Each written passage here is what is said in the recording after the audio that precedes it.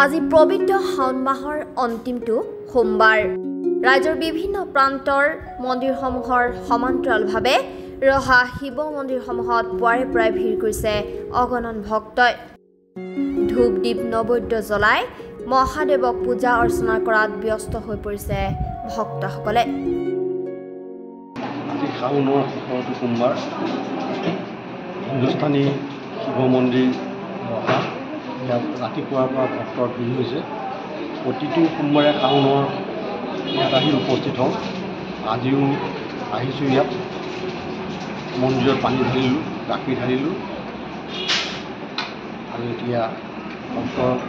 ভিৰৰ বাবে আমি যাব নোৱাৰোঁ ইয়াৰ ৰহাৰ বিভিন্ন প্ৰান্তৰ পৰা ভক্তসকলৰ সমাগম হয় ৰহা নগৰৰ বাদেও